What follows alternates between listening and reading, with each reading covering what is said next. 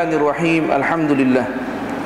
Wassalatu wassalamu ala Rasulillah Sayyidina Muhammadin An-Nabiyil Karim wa ala alihi wa sahbihi ajma'in. Amma ba'du fa inna asdaqal hadits kitabullah wa khairal hadi hadi Muhammadin sallallahu alaihi wa alihi wa sallam.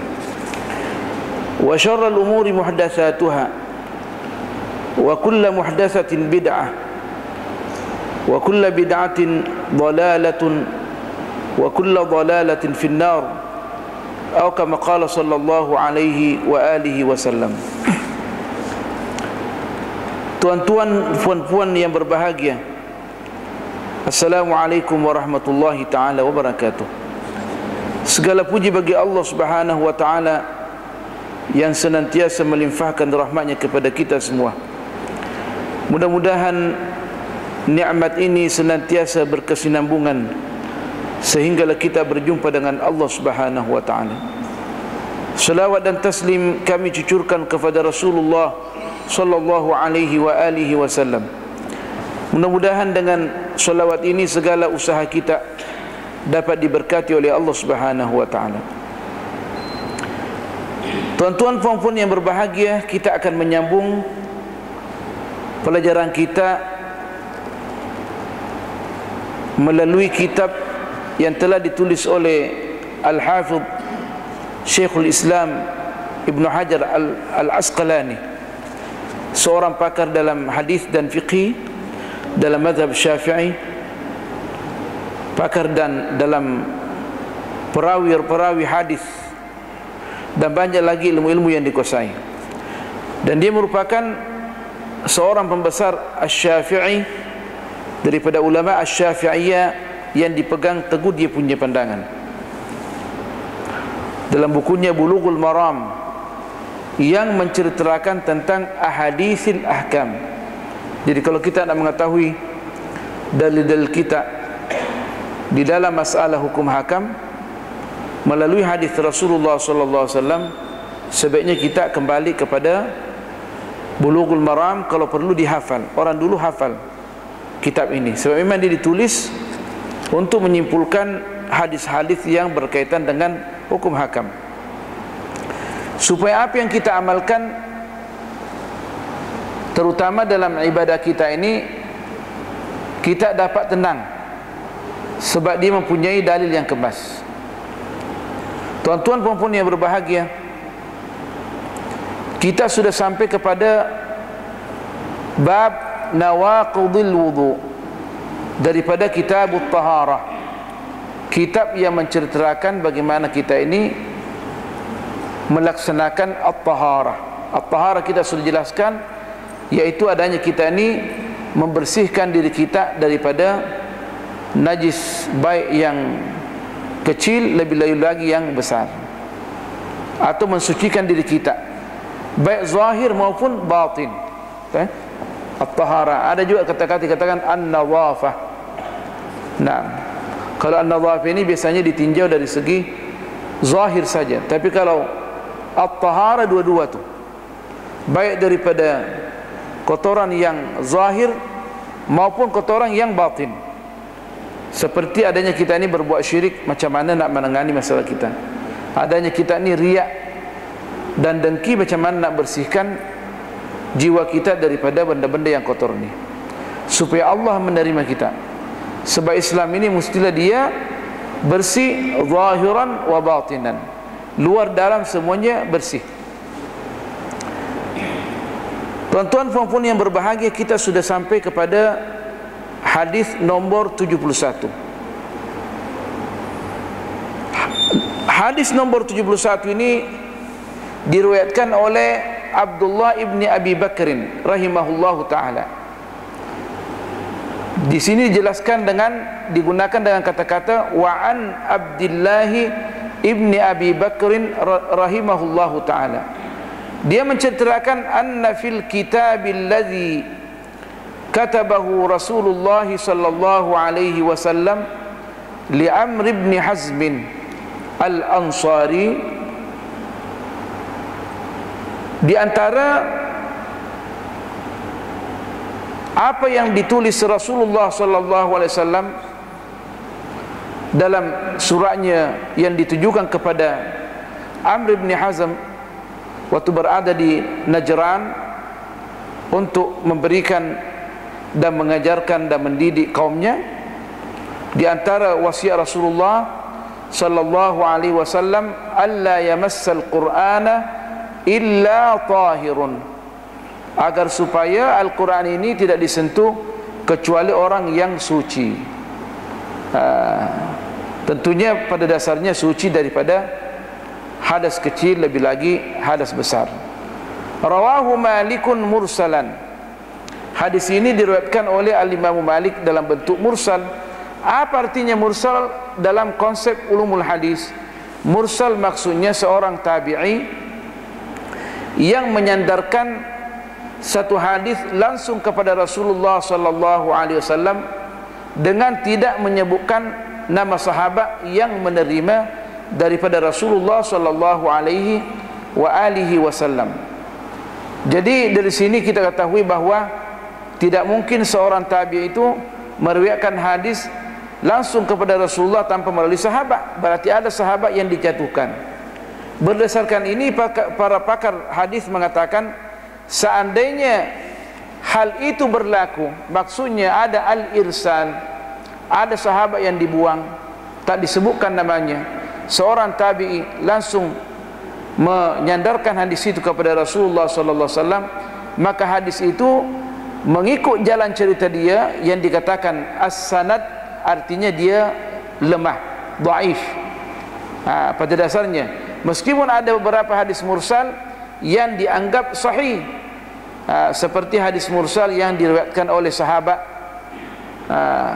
seperti Sayyidina Abdullah bin Abbas banyak menerima hadis daripada Rasulullah sallallahu alaihi wasallam melalui sahabat yang lain, tapi dia tidak sebutkan karena dia sendiri adalah sahabat. Tapi dengan adanya sahabat itu semuanya dianggap udulun, semuanya amanah dalam menyampaikan apa yang datang daripada Rasulullah sallallahu alaihi wasallam, maka mursalnya dikatakan mursalun sahih. Dan juga pada waktu yang sama orang sudah tak menganggap mursal, meskipun pada asalnya mursal. Mursal maksudnya seorang sahabat yang dibuang. Tabi'i menyandarkan langsung hadis langsung kepada Rasulullah sallallahu alaihi wasallam tanpa menyebutkan sahabat, menjadikan hadis itu hadis dhaif. Biasanya dalam masalah hukum hakam orang tak terima. Dalam masalah fadailul amal tak ada masalah. Tapi di sini bagaimana dapat digunakan hadis mursal? Masalahnya sekarang ni para pakar hadis di antaranya Al-Imam An-Nasa'i dan yang lainnya sudah menyambung dia punya sanad.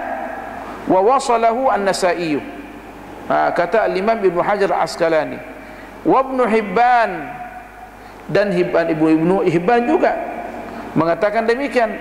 Walau bagaimanapun Ibnu Hajar mengatakan pada akhirnya wa huwa ma'lulun, hadis ini adalah hadis sebenarnya pada dasarnya dianggap hadis dhaif, mengikut sanad dia, jalan cerita dia. Tetapi setelah dikaji oleh pakar-pakar hadis, mereka menemukan bahawa hadis ini sebenarnya adalah hadis sahihun, hadis yang boleh diamalkan, karena masyarakat Islam dari dulu sampai sekarang ini mengamalkan kandungan hadis ini. Orang tidak akan membaca Al-Quran kecuali suci. Kemudian dia sepakat dengan apa yang dikatakan, apa yang warid di dalam Al-Quran Al-Karim yang berkaitan dengan masalah menyentuh Al-Qurani. La yamassuhu illa al-mutahharun. Di dalam Al-Quran dikatakan la yamassuhu illa al-mutahharun. Kita tidak boleh menyentuh Al-Quran ini kecuali dalam keadaan suci. Maksudnya tidak boleh disentuh Al-Quran ini kecuali orang-orang yang suci. Meskipun di dalam menafsirkan ayat ini para alim ulama berbeza pandangan. Apakah al-mutahharun itu adalah para malaikat?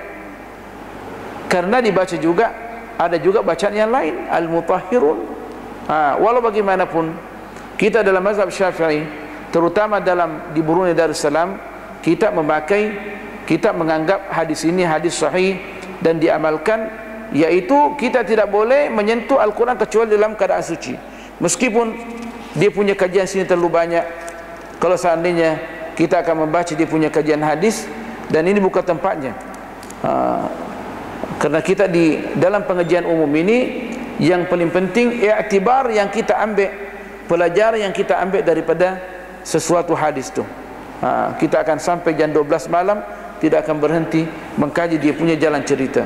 Tetapi kesimpulannya, hadis ini adalah hadis sahih. Hadis sahih. Naam. Nanti akan dibahas bilakah Al-Quran itu boleh disentuh bagi orang-orang yang tidak punya wuduk dalam keadaan darurat, ikan. Itu akan dipermasalahkan nanti. Kesimpulannya apa yang dapat diambil daripada hadis ini, bahawa hadis ini semua ummah Islam dari dulu sampai sekarang ini mengamalkan dari segi sanad.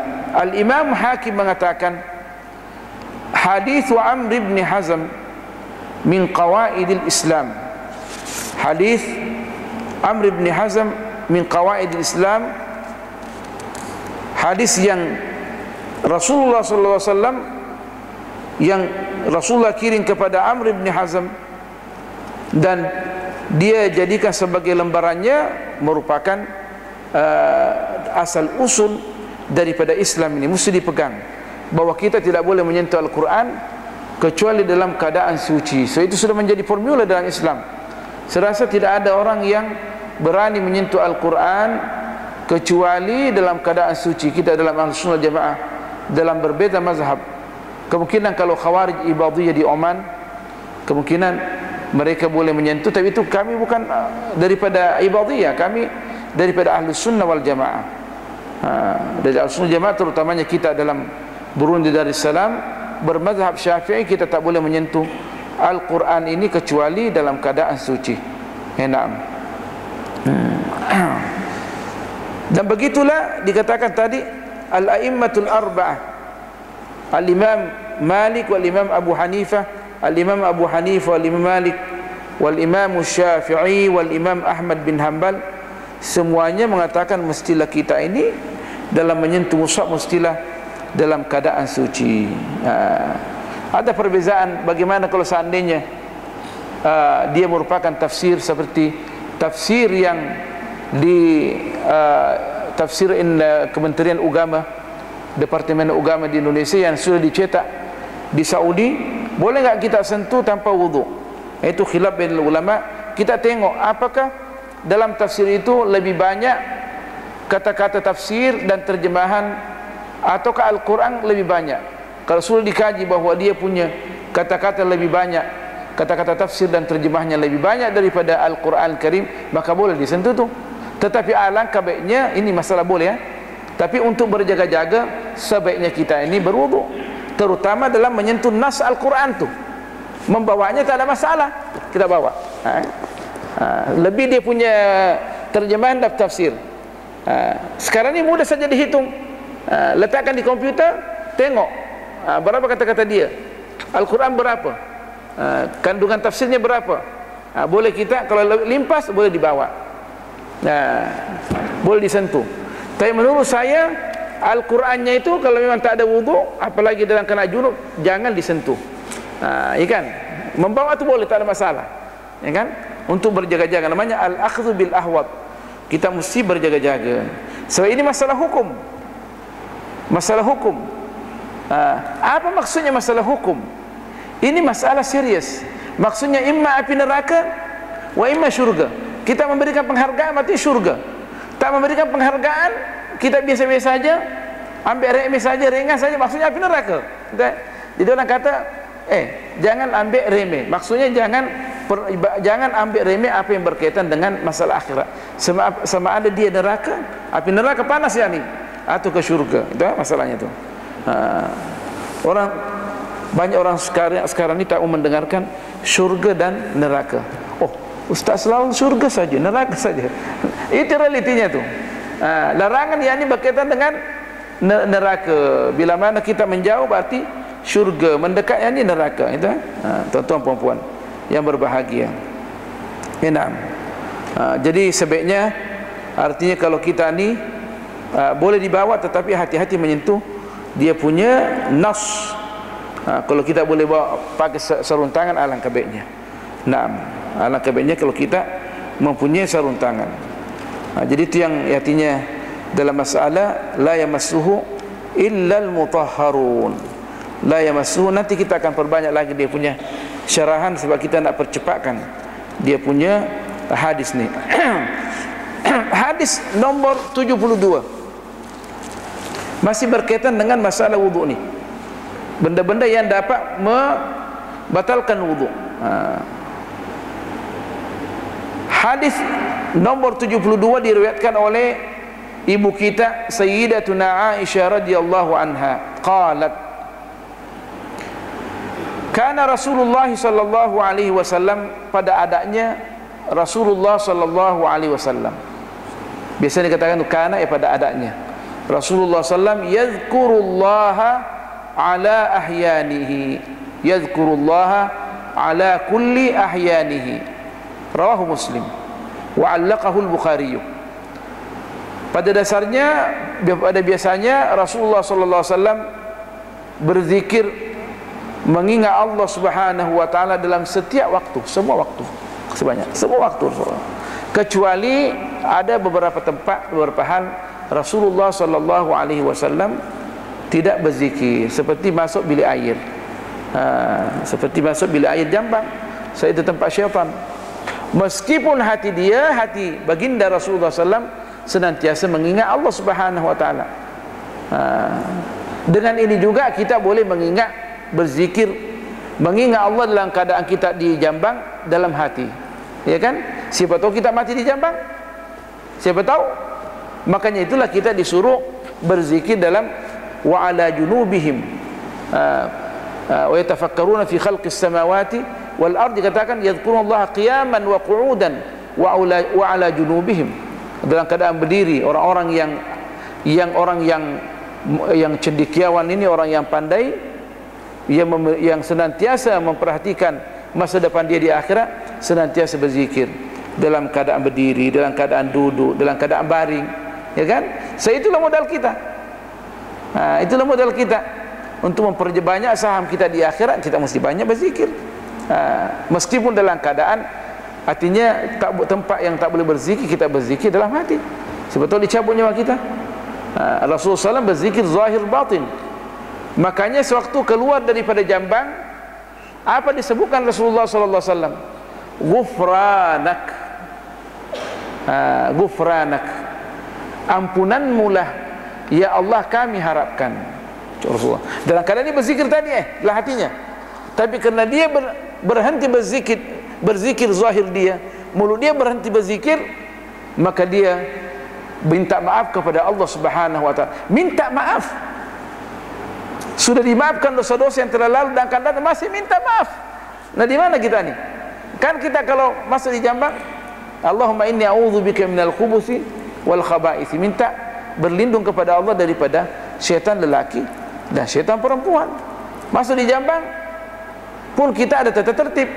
Keluar di jambang kerana tak boleh berzikir zahir, kita mengatakan ghufranak, sebagaimana Rasulullah sallallahu alaihi wasallam. Coba tengok Rasulullah sallallahu alaihi wasallam senantiasa berzikir zahir dan batin, kecuali di beberapa tempat. Tapi itu pun apa dikatakan, kerana berhenti mengingat Allah zahirnya, kata ghufranak, ampunanmu ya Allah kami harapkan. Tadi stop zikir, aku sambung ke zikir aku ya Allah, mengingat engkau ya Allah. Allah Rasulullah senantiasa mengingat Allah Subhanahu wa taala. Masya-Allah. Jadi yadhkurullah ala kulli ahyani, dalam semua hal Rasulullah berzikir mengingat Allah. Dalam semua hal. Kalau kita mengatakan hanya beberapa tempat saja seperti masuk jambang, iya, tetapi hatinya senantiasa mengingat Allah Subhanahu wa taala. Bahkan dalam tidur, matanya artinya tidur, tapi hatinya senantiasa mengingat Allah Subhanahu wa taala. Kan hati Rasulullah tidak tidur, senantiasa mengingat Allah Subhanahu wa taala. Allahu akbar. Naam. Yadhkurullaha ala kulli ahyanihi. Ini hadis rawahu Muslim. Hadis ini adalah hadis yang diriwayatkan Muslim, artinya hadis sahih. Wa 'allaqahu al-Bukhari. Al-Imam Bukhari meriwayatkan hadis ini dalam bab ini tanpa sanad, dibuang sanad dia. Dibuang sanadnya dia daripada awal sampai Sayyidatina Aisyah. Hadis muallaq ini, wa'allaqahu, maksudnya hadis muallaq pada dasarnya hadis muallaq ini hadis dhaif. Macam mana dhaif sedangkan dia berkaitan dengan hukum hakam? Ibnu Hajar Al-Asqalani sudah mengkaji semua hadis yang dibuang sanadnya daripada awal dalam Bukhari, semuanya sudah disambung. Nampaknya Al-Imam Bukhari bila mana tak menyebutkan sanad dalam beberapa tempat dalam Bukhari, maksudnya itu dia sudah sebutkan dalam tempat yang lain.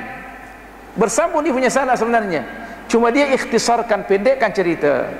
Maksudnya siapa yang nak menarik sanadnya secara bersambung, pergilah ke tempat yang saya pernah sebutkan itu. Jadi bukanlah hadis dhaif. Jadi kita tak boleh mengatakan dalam Bukhari ini ada hadis dhaif karena hadis muallaq. Tak, sudah dikaji bahawa hadis muallaq yang kita anggap muallaq tu sebenarnya bukan hadis muallaq, cuma diikhtisarkan saja. Jadi kemungkinan orang yang baru belajar hadis, macam mana pula Imam Bukhari tak menyebutkan sanad ni, berarti hadis ini dhaif? Tak demikian. Jangan tertipu. Mesti kembali kepada pakar-pakar hadis seperti Ibnu Hajar Asqalani dalam kitabnya Fathul Bari dalam mensyarahkan hadis Bukhari, ya kan? Baru nak mulai belajar hadis terus nak menyalahkan Bukhari. Ini kan saya pernah belajar sama ustaz, kalaulah hadisnya tidak ada sanad dhaif. Ini nih Bukhari ni. Oh, nampaknya orang-orang dulu tak tahu, padahal siapa kita ini? Ini pakar-pakar hadis. Jadi pengkaji-pengkaji moden ini janganlah tertipu, ya kan? Orang dulu sudah kaji. Kalau seperti Ibnu Hajar sekarang ni, imam hujjah dalam hadis, mengatakan semuanya tersambung, kita tak boleh bikin apa-apa. Mereka tiap-tiap hari mengkaji hadis. Kita ini banyak raun-raun, tidur banyak, makan banyak, kemudian sekali baca nak menyalahkan. Tak boleh, itu sangat berbahaya. Ini masalah hadis. Masalah hadis ini neraka atau syurga, sangat berbahaya. Wa'allaqahul Bukhari. Jadi kita ditekankan supaya kita ini senantiasa berzikir, mengingat Allah Subhanahu wa taala. Bahkan dikatakan kana an-nabiy sallallahu alaihi wasallam yuqri'una al-Qur'ana ma lam yakun junuban. Senantiasa Rasulullah SAW memperdengarkan kepada kita ini, membacakan kepada kita ini Al-Quran selama baginda tidak junub. Allahu Akbar. Kecuali beberapa tempat seperti dalam keadaan artinya membuang air kecil, ya kan, air besar, ataukah bersama dengan keluarga, itu baru berhenti. Tapi hati itu tidak berhenti berzikir kepada Allah Subhanahu wa taala yang zahirnya saja. Naam. Yang zahirnya saja. Naam.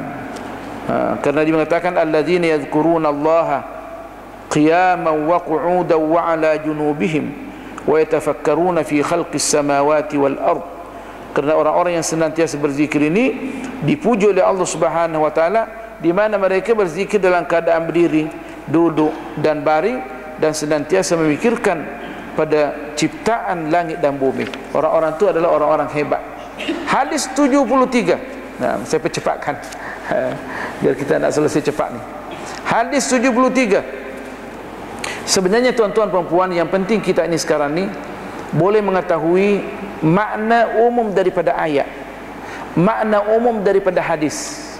Dalam hal itu, setakat kita mendekatkan diri kepada Allah, Allah akan mempercikkan cahaya kepada kita, sehingga boleh memahami sesuatu, mendengar sesuatu daripada apa yang kita pahami daripada makna umum daripada Al-Quran dan hadis. Kita akan menemukan lezatnya dalam hati ini, menemukan lezatnya dalam hati. Jadi usahakan nak mengetahui makna al-am, makna umum secara global daripada Al-Quran dan hadis. Jadi kalau kita sudah dengarkan satu hadis ni, tahu maknanya, insya-Allah Allah dengan adanya kita banyak mendekatkan diri kepada Allah, maka kita boleh berinteraksi dalam banyak hal dengan hadis itu tanpa orang beritahukan. Kita sudah pernah belajar, sudah pernah mendengarkan satu hadis. Hadis 73, hadis ini diriwayatkan oleh Sayyiduna Anas bin Malik radhiyallahu anhu. Anas bin Malik ini kita banyak menceritakan bahawa dia diserahkan oleh ibunya masih budak-budak lagi kepada Rasulullah sallallahu alaihi wasallam. supaya belajar kepada Rasulullah SAW, jadi alim. Itu sudah menjadi, ada orang-orang dulu bila mana ada orang alim yang boleh membimbing, orang kadang menyerahkan anaknya kepada orang alim untuk khidmat, dibanting ke, di apa ke, ya kan, yang penting jadi alim. Tapi saya rasa kalau alim tidak ada orang membanting. Kalau alim ni kan dididik dengan baik. Sayyidina Anas itu tidak pernah dipukul oleh Rasulullah sallallahu alaihi wasallam. Bahkan pernah sekali disuruh oleh Rasulullah sallallahu alaihi wasallam ke satu tempat, kemudian budak-budak lagi, kemudian dia tengok budak-budak main-main, dia pun singgah situ main itu. Subhanallah. Barulah pergi, kan? Bukan marah. Disuruh pergi. Di sini ya tak. Ditanya dengan baik. Tak pernah pun Sayyidina Anas ibn Malik waktu dari kecil diserahkan oleh ibunya kepada Rasulullah SAW, tak pernah dimarahi pun, apalagi dipukul. Dikatakan Anas ibn Malik memang orangnya cerdas, cerdik. Di samping itu Rasulullah adalah pendidik ummah. Mana dia Rasulullah SAW pukul orang? Semuanya dengan nasihat yang baik. Semuanya dengan nasihat yang baik. Dan itulah, ini menunjukkan bahawa mendidik melalui pukulan ini merupakan jalan terakhir. Dan itu pun kalau kita memukul dengan perlahan saja untuk mendidik, bukan dengan penuh kebencian. Tapi sebenarnya dalam mendidik mesti ada pukul juga lah. Kalau tak dipukul macam mana kira-kira nak jadi alim? Tak pukul. Kalau di Indonesia masih guna lagi pukul tu, di pondok tu memanglah. Tapi kerana adanya Tok Syekh banyak memukul, akhirnya pun kita pun hati-hati juga. Hanya tak dipukul jugalah. Tapi biasanya mereka pandai memukul lah, dipukul kaki, kan? Dipukul kaki atau disuruh, kalau kita tak hafal matan tu kepala masuk sini, kan? Lama tu. Berdiri tu jatuh lah kita. Masalah tu ya, kenang-kenangan semua banyak tu. Kalau orang belajar di pondok ni masalahnya lah. Ya, perlu memukul ni, tapi pukulan yang mendidik manusia, bukan dengan penuh kebencian. Sebab kita tak rasakan bahawa tok guru tu memukul kita dengan penuh kasih sayang atau memukul dengan penuh kebencian. Itu orang semua tahu. Dan berkahnya tahu. Berkahnya tahu. Tuan-tuan perempuan yang berbahagia, kita akan masuk pada hadis yang hadis 73 ni. Hadis yang diriwayatkan oleh Anas bin Malik radhiyallahu anhu. Kata kawan Anas bin Malik radhiyallahu anhu, anna Nabiy sallallahu alaihi wasallam ihtajama wa shalla wa lam yatawadda. Allah, pentingnya hadis ni. Rasulullah SAW pernah berbekam kemudian sembahyang, wa lam yatawadda, dan tak wuduk pun. Dan tak wuduk pun. Hadis ini diriwayatkan oleh Ad-Daruqutni walayyanahu. Dianggap hadis ini hadis dhaif. Tapi diamalkan. Kerana dalam mazhab kita, kalau kita ada darah keluar selama bukan daripada dua tempat tu, ya kan? Bukan dua tempat tu, maka tak membatalkan wudu. Tak membatalkan wudu. Tapi kalau nak wudu, alangkah baiknya nurun ala nurin. Dikatakan sini hadisun dhaifun, tetapi diamalkan. Sebab kesimpulannya katakan annal hijamata la tanqudul wudu'a bal tajuzu salatu ba'daha. Kerana berbekam ini tidak membatalkan wudu. Boleh kita sembahyang selepas tu. Bersihkan darah, pergi wudu, pergi sembahyang. Dan dikatakan al-Imam Malik wal Imam Syafi'i dan pengikut-pengikutnya itu mazhab mereka. Kalau kita sudah berbekam ni keluar darah, maka tak perlu kita ni berwudu. Tetapi kalau nak berwudu, alangkah baiknya. Sebab wudu'un ala wudu'in, nurun ala nur. Kalau kita berwudu ini ada wudu, kita berwudu juga cahaya di atas cahaya. Cahaya itulah yang dapat menyelamatkan kita ini di dunia dan di akhirat. Nak melintas api neraka, kalau cahaya tidak cukup, macam mana kira-kira nak melawan naru jahannam? Naru jahannam kuat power dia, tapi cahaya orang beriman kuat lagi. Ini bertengkar ni, berlawanan ni. Cahaya lebih cepat lagi. Kalau lembek dia punya cahaya, ditarik oleh api neraka untuk dicuci, supaya dia kembali kepada asal semula. Tapi panas tu, la ilaha illallah, panasnya api neraka. Dikatakan bangun daripada kubur sudah dengar suara api neraka. Bangun dari kubur, semua orang bangun pun dengar, orang ketakutan semua, kecuali orang-orang yang mati syahid. Allah, darahnya bentuk darah tapi baunya bau misk. Dan mereka tidak takut pun. Kenapa? Karena mereka nak kejar tuh syurga. Itu pentingnya kita ni minta kepada Allah supaya mati syahid, mati dalam peperangan, mempertahankan Islam. Selama kita dizalimi dan selama kita diserang, kita bukan serang orang. Dalam Islam ini mesti ada namanya jihad, jihadun fi sabilillah. Karena musuh-musuh Islam tak henti-hentinya nak merampas kita punya negara dan merampas harta kita. Itu kan dengan alasan-alasan yang tidak ada dasarnya, alasan tak kuat, nak mengamankanlah. Padahal dia mengacau, dikacau negaranya orang macam Syria. Semua negara Arab dikacau dulu, dikacau semua. Kemudian setelah di dalam tu bertengkar kuat, habis power, untuk membangun negara balik, mulalah diambil orang minyak, orang diambil ni. Itu kita mesti menjaga keamanan, menjaga keamanan dan negara ni. Itu pentingnya menjaga persaudaraan ni. Sebab musuh Islam selalu mengadu domba kita ni. Sebab kita bertengkar antara kita ni supaya hancur negara. Pada akhirnya ditengok, sini sudah boleh diatasi, dia masuk di dalam, mengatasi, mengatur negara katanya. Padahal nak merampas harta orang, nak ambil minyak orang, nak ambil tanah orang, macam-macam dia ambil. Itu kan, makanya Al-Quran melarang, ikan fatafshalu wa tadhhab rihukum. Bertengkar ni, kalau kita gagal dan kekuatan kita hilang. Kenapa? Bertengkar. Jadi artinya ini masuk pula bab jihad ni daripada babul al-wudu, tak ada masalah. Hadis nombor 74, hadis yang diriwayatkan oleh Muawiyah. Apa dikatakan? Qala Rasulullah sallallahu alaihi wa alihi wasallam. Nah, ini masalah wudu lagi. Katakan al-ainu wika'u as-sahi. As-sahi itu asal katanya as-satatu. As-satatu itu artinya dubur. Minta maaf dipendekkan menjadi as-sahu. As-sahu maksudnya dubur tu bila kita boleh kontrol, bila mana kita dalam keadaan celek. Al-ainu wika'u as-sahi, mata itu merupakan pengikat kita punya dubur ni. Maksudnya selama kita punya mata celek, maka kita boleh kontrol kita punya dubur sehingga tidak keluar angin, tidak keluar benda-benda yang membatalkan wudu, kan? Jadi kalau kita sudah tidur berarti itu sudah batal wudu, kecuali orang, sebagaimana kita jelaskan dalam hadis yang lalu, kecuali orang yang duduk pada tempat yang keras ni dan dia mutamakkin, dia punya dua-duanya itu tempat duduk dia dua-dua, kan?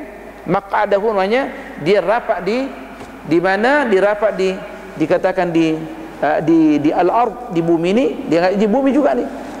Dia rapat tak masalah. Tapi dalam keadaan angkat-angkat dia punya kaki sini, kemudian tidur dia tak boleh. Atau dia menyandar di tembok masjid. Kita kadang tengok, siang pula ni, kadang tengok orang tua letih sangat tu dia hari Jumaat, dia sandar pula. Sandar, dia angkat pahanya gini. Baik, itu batal sudah tu. Kemudian dia sembahyang, tak ada yang menegur.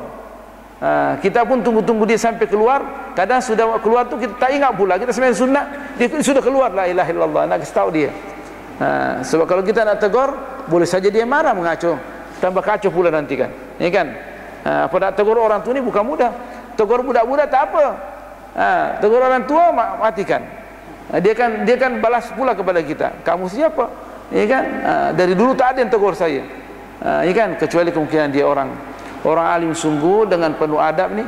Tapi ini langsung orang, artinya qamat, kemudian pun dia pun juga berdiri. Banyak kita tengok, kan, orang-orang tua tu siapa saja, bukan saja orang tua, menyandar di masjid tu, terangkat pahanya sikit, dalam keadaan tidur tu, dikira dirinya duduk, langsung saja berdiri sembahyang Jumaat. Pada itu dianggap wudunya batal. Mesti dia artinya tidak menyandar, dia dalam keadaan mengimbangi diri dia untuk menentukan bahawa dia tu punya apa namanya, benda yang dari dalam tu tak ada yang keluar, ya kan? benda yang dalam itu tak keluar. Jadi al-ain wika'us sahi, ini akan dibahas secara mendalam nanti dalam matni Abi Syuja' Al-Fiqh Syafi'i.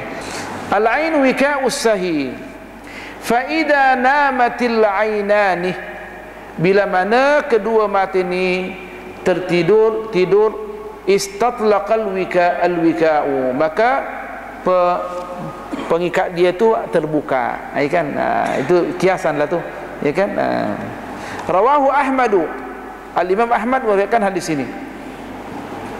Wa Tabarani, dan Al-Imam Tabarani. Wa zada, Al-Imam Tabarani menambah dalam riwayat dia, wa man nama, barang siapa yang tidur falyatawadda, maka hendaklah dia berwuduk. Tentunya ini secara umum lah, ya kan? Tapi kita dalam mazhab Syafi'i, kita dalam mazhab kita, selama dia duduk, mengikut hadis yang lain juga, para sahabat dalam keadaan tidur waktu sembahyang Jumat, bahkan hampir kepalanya ke bumi, tetapi selama mereka punya kedua tempat duduk dia ini, ya kan, rapat, maka tidak ada masalah, ya kan.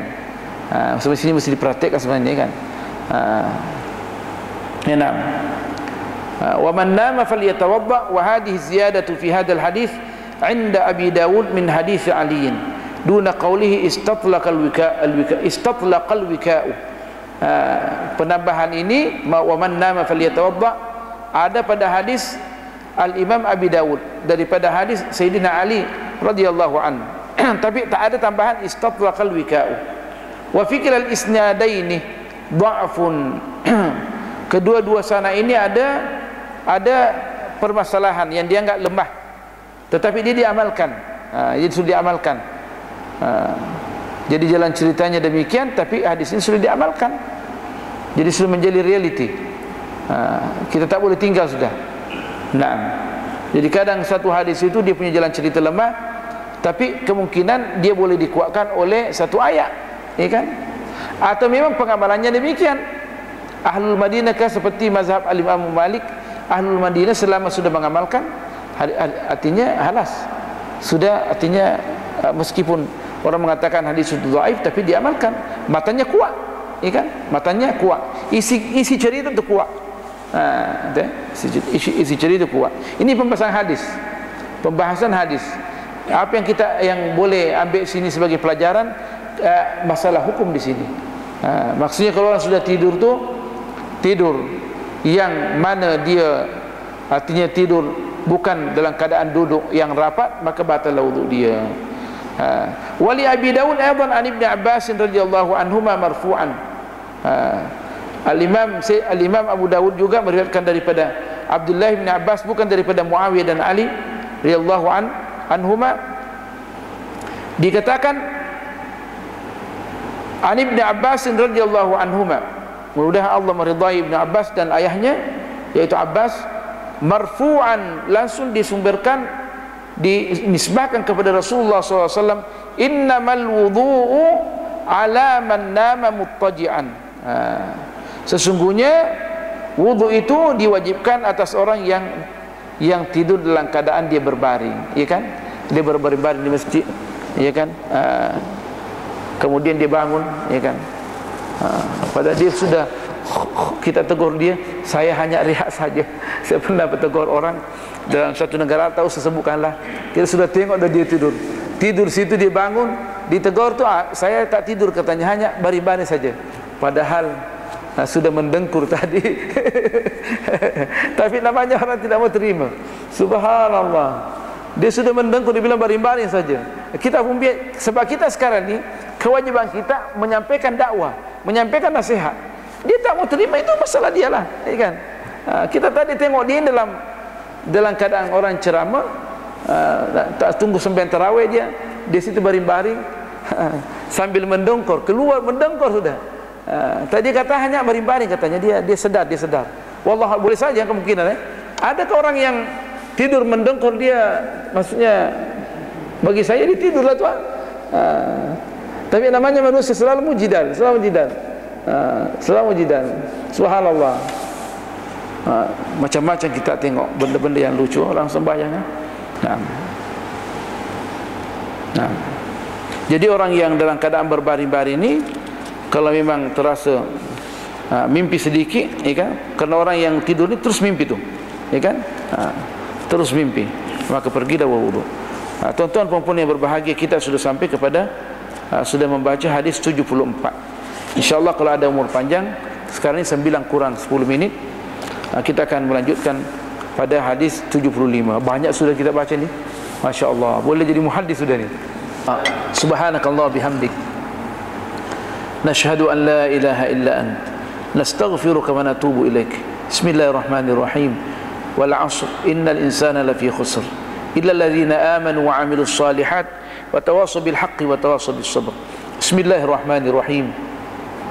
Alhamdulillahi rabbil alamin, wassalatu wassalamu ala asyrafil anbiya'i wal mursalin sayyidina Muhammadin an-nabiyil karim wa ala alihi wa sahbihi ajma'in. Allahumma 'allimna ma yanfa'una wa zidna 'ilma, faqihna fid din wa 'allimna at-ta'wil wa habibna ila al-muslimin waj'al lana lisana sidqin fil 'alamin waj'alna 'indaka minal muqarrabin birahmatin minka ya arhamar rahimin. Allahumma harrim wujuhana 'alan nar wa aminna min 'adzabika yawma tab'atsu 'ibadak waj'alna min awliyaika wa ahli ta'atik birahmatika ya arhamar rahimin. Waghfir lana wa liwalidina wa liabaina wa ummahatina wa masyayikhina wa liman lahu haqqun 'alaina wa li jamil muslimina wal muslimat wal mu'minina wal mu'minat al ahya'i minhum wal amwat. Waffiq auladana wa auladal muslimin wahfaz hadhihi al baldah Brunei Darussalam wa sultanaha wa wuzara'ahu minal muslimin wa sa'ir biladil Islam. Wa sallallahu ala sayyidina Muhammad walhamdulillahi rabbil alamin. Wassalamualaikum warahmatullahi taala wabarakatuh.